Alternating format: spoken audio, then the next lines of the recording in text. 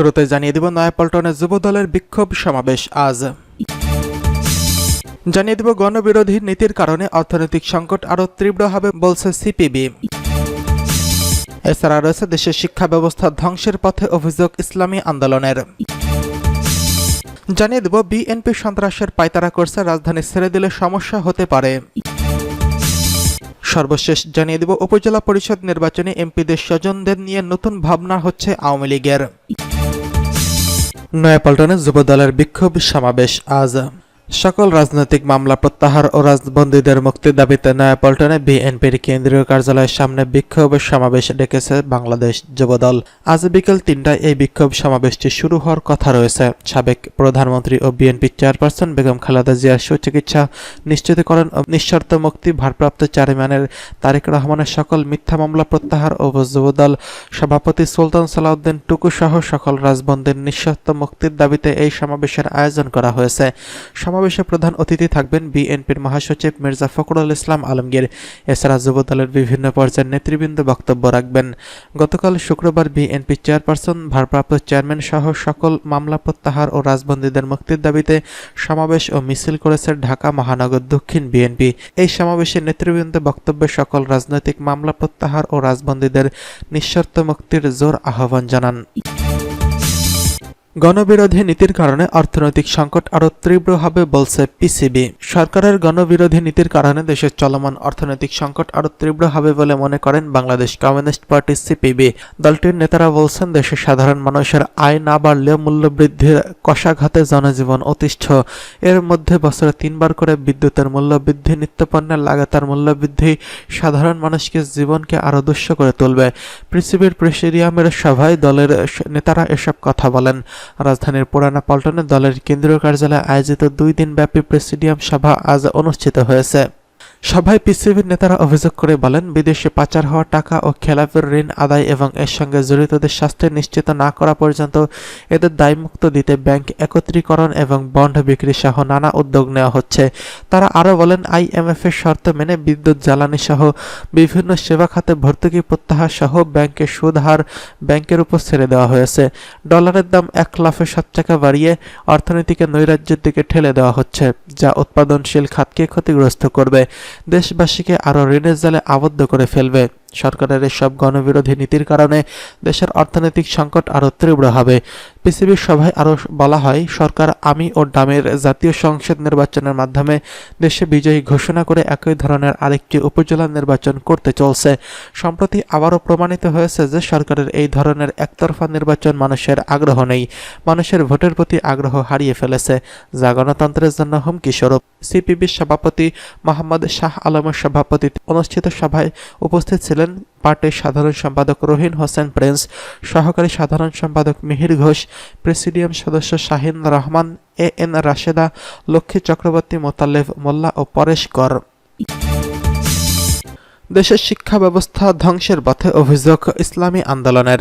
ইসলামী আন্দোলন বাংলাদেশের নায়েবে আমির চরমনাই পীর মুফতি সৈয়দ ফয়জুল করিম বলেছেন, বাংলাদেশের নিজস্ব সংস্কৃতি ও শিক্ষা ব্যবস্থা ধ্বংসের দ্বার প্রান্তে পৌঁছেছে।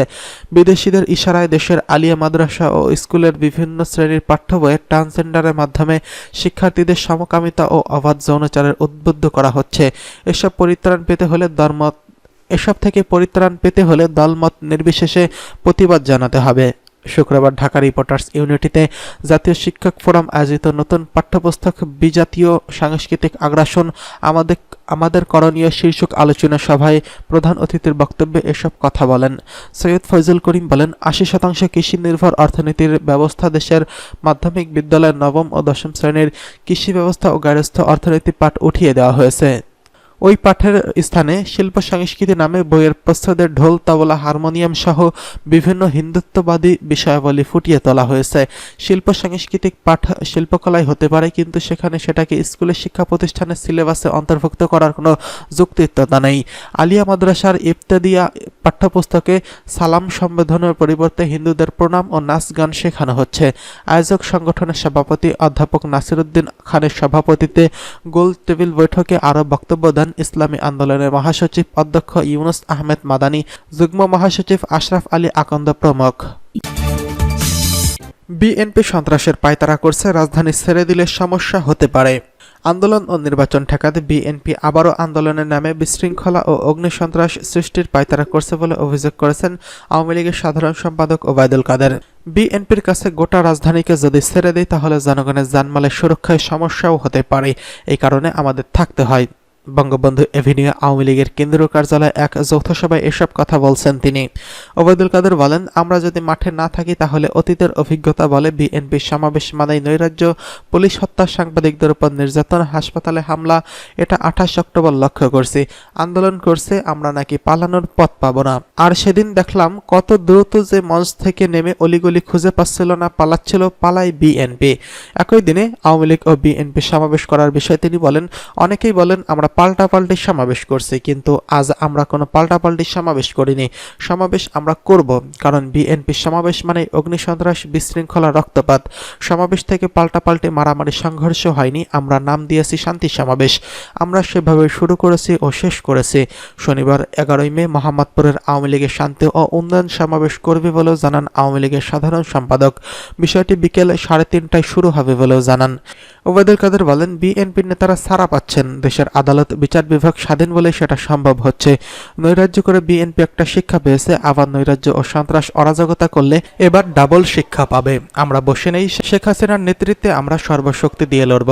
যৌথ সভায় উপস্থিত ছিলেন আওয়ামী লীগের সম্পাদক মণ্ডলীর সদস্য আব্দুর রাজ্জাক, মোফাজ্জল হোসেন চৌধুরী মায়া, ইমরুল কায়েস, জাহাঙ্গীর কবির নানক, যুগ্ম সাধারণ সম্পাদক মাহবুবুল আলম হানিফ, হাসান মাহমুদ, দীপু মনি, সাংগঠনিক সম্পাদক আহমদ হোসেন, বি.এম. মোজাম্মেল হক, মির্জা আজম প্রমুখ। এদিকে উপজেলা পরিষদ নির্বাচনে এমপিদের স্বজনদের নিয়ে নতুন ভাবনা আওয়ামী লীগের। প্রকাশ্যে সন্তুষ্টির কথা বললেও উপজেলা নির্বাচনে প্রথম ধাপে ভোট কম পড়ার বিষয়টি নিয়ে অস্বস্তিতে পড়েছে ক্ষমতাসীন আওয়ামী লীগ। এখন সামনে 3 ধাপের নির্বাচনে ভোটার বাড়ানোই লক্ষ্য ক্ষমতাসীনদের। সেই জন্য সংসদের মন্ত্রী, এমপি ও সদস্যদের স্বজনদের ভোট থেকে সরানোর জন্য যে কঠোর অবস্থান নিয়েছিল দলটি, সেই অবস্থান থেকে সরে আসছে তারা। তবে কম ভোট নিয়ে এক ধরনের অস্বস্তিতে থাকলেও শেষ পর্যন্ত উপজেলার প্রথম ধাপের এই নির্বাচন শান্তিপূর্ণ ও সুস্থ হওয়ার বিষয়টি সামনে আনছেন আওয়ামী লীগের নেতাকর্মীরা। তারা বলছেন, বিক্ষিপ্ত কিছু ঘটনা ছাড়া সংঘাত আর অনিয়মের কোনো অভিযোগ নেই, কোনো প্রাণহানির ঘটনা নেই। প্রথম ধাপের অবাধ ও সুস্থ হওয়ায় নির্বাচন ইতিবাচক প্রভাব পড়বে ভোটারদের ওপর। ফলে সামনের ধাপগুলোর নির্বাচন ভোটারদের আগ্রহ বাড়বে বলে আওয়ামী লীগের নেতারা মনে করছেন। আওয়ামী লীগের দায়িত্বশীল একাধিক নেতা প্রথম আলোকে বলেন, বিএনপি সহ বিরোধী দল ভোটে না থাকায় প্রতিদ্বন্দ্বিতা কমে গেছে। বিষয়টি তাদের দলের ভেতরে আলোচনায় রয়েছে। তারা মনে করেন ভোটারদের অনীহার পেছনে শক্ত প্রতিদ্বন্দ্বী না থাকার বিষয়টি অন্যতম প্রধান একটি কারণ। আওয়ামী লীগের যুগ্ম সাধারণ সম্পাদক মাহবুবুল আলম হানিফ প্রথম আলোকে বলেন, বিএনপি আনুষ্ঠানিকভাবে ভোট করলে আওয়ামী লীগের প্রার্থীরা আরও বেশি প্রচার চালাতেন, ভোটারের দ্বারে দ্বারে বেশি যেতেন। বিএনপি নেই বলে কিছুটা গা ছাড়া ভাব আছে। একই সঙ্গে আওয়ামী লীগের নীতি নির্ধারকরা মনে করেন বিরোধী দলবিহীন নির্বাচনে ভোটাররা মুখ ফিরিয়ে নিয়েছেন। এই ধরনের একটা ধারণা তৈরি হয়েছে বিএনপির। এরই মাধ্যমে আওয়ামী লীগের জনপ্রিয়তা নেই এটাও প্রমাণ করতে চাইছে বিরোধী দলীয় নেতাকর্মীরা। সেজন্য উপজেলায় দ্বিতীয় ও তৃতীয়, চতুর্থ ধাপের ভোটার উপস্থিতি বাড়ানোর দিকে নজর দেবে ক্ষমতাসীন দলটি।